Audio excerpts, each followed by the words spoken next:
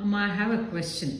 ಏನಂದರೆ, ಇವಾಗ ಯಾರನ್ನಾದರೂ ಒಬ್ಬರನ್ನ ಬಂದಾಗ, ಅವ್ರನ್ನ ಮೀಟ್ ಮಾಡಿದಾಗ ಫಸ್ಟು ಅವ್ರನ್ನ ನೋಡಿದ ತಕ್ಷಣ ಅವ್ರ ಬಗ್ಗೆ, ಅವ್ರ ಜೊತೆ ಆಗಿರೋ ಏನೋ ಒಂದು ಕಾನ್ವರ್ಸೇಷನ್ ಹಿಂದಿಂದೆಲ್ಲ ಅವ್ರ ಜೊತೆ ಏನೇನಾಗಿರೋದೋ ಇದನ್ನೆಲ್ಲ ಇಟ್ಕೊಂಡು ಅದೆಲ್ಲ ತಲೆಗೆ ಬಂದು ಅದರ ಮೇಲೆ ಐ ಟಾಕ್ ಟು ದೆಮ್. ಅಂದರೆ ಅವ್ರ ಬಗ್ಗೆ ಏನಾದರೂ ಕಹಿ ಅನುಭವ ಇತ್ತು ಅಂದರೆ ತಕ್ಷಣ ಅವ್ರನ್ನ ಚೆನ್ನಾಗಿ ಮಾತಾಡ್ಸೋಕ್ಕಾಗಲ್ಲ ಇಮಿಡಿಯೇಟಾಗಿ.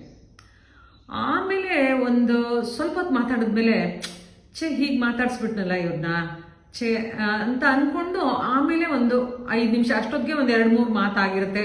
ಅವ್ರನ್ನ ನೋಡಿ ಸ್ಮೈಲ್ ಮಾಡಿರಲ್ಲ, ಅವ್ರು ನೋಡಿದಿರೋ ಹಾಗೆ ಇದ್ಬಿಟ್ಟು ಆಮೇಲೆ ಸ್ವಲ್ಪ ಹೊತ್ತಾದ್ಮೇಲೆ ಅದು ರಿಯಲೈಸ್ ಆಗುತ್ತೆ ತಕ್ಷಣ. ಆಮೇಲೆ ಮಾತಾಡಿಸ್ತೀನಿ ನಾನು ಒಂದೊಂದ್ಸತಿ ಏನು ಸುಮಾರು ಯಾವಾಗಲೂ ಹಾಗೇನೆ.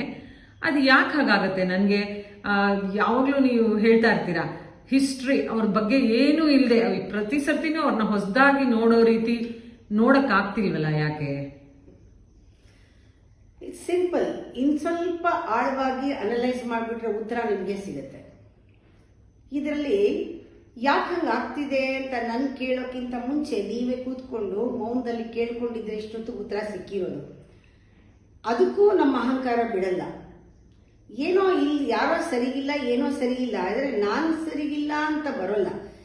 ಸೈಲೆಂಟಾಗಿ ಕೂತ್ಕೊಂಡು ಇದನ್ನ ನಾವೇ ಪ್ರಶ್ನೆ ಮಾಡ್ಕೊಂಡು ನಾನು ಯಾಕೆ ಹೀಗೆ ಮಾಡ್ತೀನಿ, ನನ್ನಿಂದ ಹೀಗೆ ಯಾಕಾಗತ್ತೆ, ಅವ್ರು ಹೇಳೋದು ಬೇಡ ನಾನೇ ನೋಡ್ತೀನಿ ಅಂತ ಅಂದಾಗ ನಮ್ಗೆ ಗೊತ್ತಾಗುತ್ತೆ it's A representation of the relationship. ಯಾವ ರಿಲೇಶನ್ಶಿಪ್ ಇದೆ ಅವ್ರ ಜೊತೆಗೆ ಅಂತ ಕಂಪೇರ್ ಮಾಡಿ ನೋಡ್ಕೊಳ್ಳಿ. ನನ್ನ ಮಗನೇ ಆಗಿದ್ರೆ, ನನ್ನ ಮಗಳೇ ಆಗಿದ್ರೆ ಹಿಂದೆ ಆಗಿದ್ದೆಲ್ಲ ಮರ್ತು ಬಿಡ್ತೀವಿ. ಅದೇನು ಲೆಕ್ಕಕ್ಕೆ ಬರಲ್ಲ. ಎದುರುಗಡೆ ನಡೀತಾ ಇದ್ರು ಲೆಕ್ಕಕ್ಕೆ ಬರಲ್ಲ. ಅಯ್ಯೋ ಹೋಗ್ಲಿ ಬಿಡು, ನಾವು ಗ್ಯಾಪ್ ಕೊಡ್ತೀವಿ, ಸ್ಪೇಸ್ ಕೊಡ್ತೀವಿ, ಈ ನಾಳೆಯಿಂದ ಚೆನ್ನಾಗಿರೋಣ ಅಂತ ಆಗಲಿ ಯೋಚನೆ ಇಲ್ಲ. ಈಗಲಿಂದಾನೇ ಚೆನ್ನಾಗಿ ಆಗ್ಬಿಡ್ಬೇಕು, ಅಲ್ಲಿ ತನಕ ಸಮಾಧಾನ ಇರಲ್ಲ. ಹೌ ವಿ ಸಬ್ಸೈಡ್ ಎವ್ರಿಥಿಂಗ್ ಪಕ್ಕಕ್ಕೆ ಹಾಕ್ಬಿಟ್ಟು ಪ್ರಿಫರೆನ್ಸ್ ಕೊಡ್ತೀವಿ. ಯಾಕೆಂದ್ರೆ ನಮ್ಮಲ್ಲಿ ಒಂದು ಅಟ್ಯಾಚ್ಮೆಂಟ್ ಇದ್ರೆ, ಒಂದು ರಿಲೇಶನ್ಶಿಪ್ನಲ್ಲಿ ಇಂಟೆನ್ಸಿವ್ ಆಗಿ ಕೇರ್ ತಗೋತೀವಿ. ಏನ್ ಮಾಡ್ತೀವಿ, ಒಳಗಡೆಯಿಂದ ಮುಂಚೆನೆ ರೆಡಿ ಆಗ್ಬಿಡ್ತೀವಿ. ಆಗಕ್ಕೆ ಮುಂಚೆನೆ ಇವತ್ತು ಹೇಗಿದೆಯೋ ಸಿಚುಯೇಷನ್ ಗೊತ್ತಿಲ್ಲ, ನಾನಂತೂ ನನ್ನ ಕಡೆಯಿಂದ ಪ್ರೀತಿಯಿಂದ ಇರಬೇಕು ಅಂತ ಮೊದಲೇ ರೆಡಿ ಮಾಡಿಕೊಂಡು ನಾವು ಕಾದಿರ್ತೀವಿ. ಅವ್ರು ಹೇಗೆ ಬರಲಿ ನಾವು ಒಂದೇ ಥರ ರಿಸೀವ್ ಮಾಡಬೇಕು ಅಂತ. ಅದು ಫೋಕಸ್ ಮಾಡಿರೋದು ಒಬ್ಬರಿಗೆ ಅಥವಾ ಇಬ್ಬರಿಗೆ. ಅದಕ್ಕಿಂತ ಹೆಚ್ಚು ನಮ್ಮ ಅಹಂಕಾರ ಮಾಡಲ್ಲ. ಯಾಕೆ ಅಂದರೆ ಅದು ಅಟ್ಯಾಚ್ಮೆಂಟ್ ಇಂದ. ನಾವು ಈ ಥರ ಆಗೋದೆಲ್ಲನೂ ಕೂಡ ಸಂಬಂಧ ಇಲ್ಲದೆ ಇರೋರ ಜೊತೆ, ಅಥವಾ ನಾವು ಹೆಚ್ಚು ಪ್ರಾಮಿನೆನ್ಸ್ ಕೊಡದೆ ಇರೋರ ಜೊತೆ, ಅಥವಾ ಜೀವನದಲ್ಲಿ ಬಂದು ಹೋಗೋರ ಜೊತೆನೇ ಹೀಗೆಲ್ಲ ಆಗೋದು. ನಾವು ಎಲ್ಲರೂ ಬಂದು ಹೋಗೋರು ಕೇವಲ ಕೆಲವ್ರು ಮಾತ್ರ ಇರೋರು ಅನ್ಕೊಂಡಿದೀವಿ, ಅದಕ್ಕೆ ಈ ಪ್ರಾಬ್ಲಮ್ ಬರುತ್ತೆ. ಆಕ್ಚುಲಿ ಇರೋರು ಕಮ್ಮಿ, ಬಂದು ಹೋಗೋರೇ ಜೀವನದಲ್ಲಿ ಜಾಸ್ತಿ.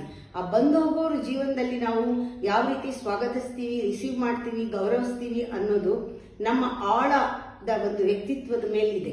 ಅದರಿಂದ ನಾವು ಯಾವಾಗಲೂ ಸಿದ್ಧವಾಗಿರ್ಬೇಕು, ಯಾರು ಬಂದರೂ ಸಿದ್ಧವಾಗಿರ್ಬೇಕು. ಏನಂದ್ರೆ ಏನಾದ್ರೂ ಕೂಡ ಅವರು ನನ್ನ ಒಂದು ಭಾಗ, ನಂದೇ ಭಾಗನ ನನ್ನ ಭಾಗ ಅನ್ಕೊಳ್ಳೋದು ನ್ಯಾಚುರಲ್. ನನ್ನ ಭಾಗ ಫಿಸಿಕಲಿ ನನ್ನ ಬುದ್ಧಿಗೆ ಅಹಂಕಾರಕ್ಕೆ ಒಪ್ಪಲ್ಲ, ಆದರೆ ಸತ್ಯವಾಗ್ಲೂ ಅವ್ರು ನನ್ನ ಭಾಗ ಕಾಣಲ್ಲ. ರಿಲೇಶನ್ಶಿಪ್ಪು ಇದು ಪರಮಾತ್ಮನ ಜೊತೆಗೆ ಸಂಬಂಧ. ಈ ವೆಂಟಿಲೇಟರ್ನ ಯಾವಾಗಲೂ ಓಪನ್ ಮಾಡಿರಬೇಕು, ಈ ಬಾಗಲ್ನ ಯಾವತ್ತೂ ತೆಗೆದಿರಬೇಕು. ಇದರಿಂದ ನನಗೆ ಒಂದು ಲಾಭನೇ ಇದೆ. ಈ ಸ್ವಾರ್ಥದಿಂದ ನಿಸ್ವಾರ್ಥಕ್ಕೆ ಹೋಗೋಕ್ಕೆ ಅಥವಾ ಪರಮಾತ್ಮನಿಗೆ ಹತ್ರ ಹೋಗೋಕ್ಕೆ ಯೂನಿವರ್ಸಲ್ ರಿಲೇಶನ್ಶಿಪ್ ಏನಿದೆ ಪರಮಾತ್ಮನ ಜೊತೆಗೆ, ಅದಕ್ಕೆ ಆ ಬಾಗಿಲೆಲ್ಲ ಇರೋದು. ಈ ಬಾಗಿಲು ನನ್ನ ಅಹಂಕಾರಕ್ಕೋಸ್ಕರ, ನನ್ನವ್ರನ್ನ ಪ್ರೀತಿ ಮಾಡೋದು ಏನು ಅತಿಶಯ ಅಲ್ಲ. ಆ ಇನ್ನೊಂದು ಬಾಗಿಲಿದೆ, ಅದು ನಿಜವಾದ ದ್ವಾರ, ನಾವು ಮುಕ್ತಿ ದ್ವಾರ. ಅದನ್ನ ಎಲ್ಲಾರನ್ನೂ ಕೂಡ ಅದೇ ಥರ ಸ್ವೀಕರಿಸೋ ಬುದ್ಧಿ ನಮ್ಮಲ್ಲಿ ಬಂದ್ಬಿಟ್ರೆ ನಮಗೆ ಗೊತ್ತಾಗಬೇಕು ಇದರಿಂದ ನಂಗೆ ಲಾಭ ಇದೆ, ಇದರಿಂದ ನಷ್ಟ ಅಂತ. ನಾವು ಯಾರು ಗೊತ್ತಿಲ್ಲದೆ ಇರೋರು, ಪರಿಚಯ ಇಲ್ಲದೆ ಇರೋರು, ಯಾವಾಗಲೂ ಬಂದು ಹೋಗೋರು, ನಾವು ಲೆಕ್ಕಕ್ಕಿಟ್ಟಿಲ್ಲದೆ ಇರೋರು ನಿಜವಾಗ್ಲೂ ಅವರೇನೆ ನಮಗೆ ಮೋಕ್ಷಕ್ಕೆ ದಾರಿಗೆ ಸಹಾಯ ಮಾಡೋರು. ಇವ್ರ ಮನೆಯವರೆಲ್ಲ ಯಾರು ಕರ್ಮಕ್ಕೆ ಬಂದವರು, ಇವರೆಲ್ಲ ಯಾರು ಮಾಡಲ್ಲ. ಈ ಡಿಫ್ರೆನ್ಸು ಆಳವಾಗಿ ನಮ್ಗೆ ಗೊತ್ತಾಗೋದ್ರೆ ನಾವು ಮಿಸ್ ಮಾಡ್ಕೊಂಡ್ವಿ ದೇವ್ರ ಹತ್ರ ಹೋಗೋಕ್ಕೆ.